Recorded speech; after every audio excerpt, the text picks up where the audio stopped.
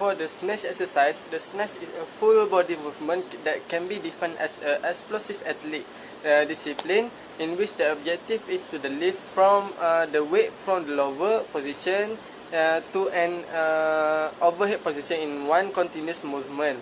The snatch include the Olympic program and is performed with an Olympic barbell. The same include in CrossFit.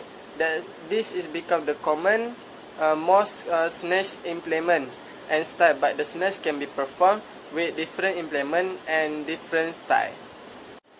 The snatch is one of two Olympic lifts along with clean and jerk, but it's not the typical exercise you see in the most gym. However, even you never seen done in a person, you quickly recognize the distant movement, which involve pulling a barbell off the ground and overhead into a squat position before standing completely straight up. Since the snatch is a full body movement, most muscles are involved for getting the bar off the ground and over your head. Muscles involved include your leg, your glute, your core, your back, shoulder, your arm, and upper chest. To be able to complete the snatch from the floor to overhead well, it all start with the setup. You want to be close to the bar, a hip wide stance.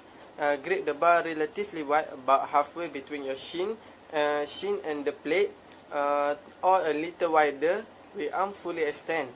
Keep your chest up and the shoulder blade retracted. Your shoulder and knee should be positioned over the bar. Very important for the pull, but your upper leg should be about parallel to the floor. Keep your weight distributed over your midfoot to prevent leaning forward or back to be able to drive upward effectively. Okay, for the first pull, successful executing this portion of the movement is crucial because you will need to generate enough power out through the kinetic chain while utilizing all necessary muscle and the proper body mechanics. This part of the snatch is similar to the deadlift by using a wider grip and having a slightly different body position. You don't want to put the bar into your body but in a straight line. Number 2 is the transition. As you pull the bar upward and extend the hip, you will have to move your knees backward to allow the bar to move in the indeed. But it is important to remain your knees slightly to generate power for the transition. When the bar reaches your hip crease, it's time to launch it upward by thrusting your hip into the full extension while simultaneously performing the second pull. Your hip and knees should be reach full extension as your feet leave the ground, and you will shrug your shoulder to help you pull the bar overhead. The second pull occurs during the transition when the bar is launched upward. The elbow should move upward close to the body and back during the pull, while your feet should be entirely off the ground during the high pull. You will need to have some explosive power in this phase in order to pull yourself under the bar efficiently. Number 4 is the turnover. This part where you turn the movement over into the overhead position will requires your arm to be completely extend the elbow height so that the bar is positioned as high as possible.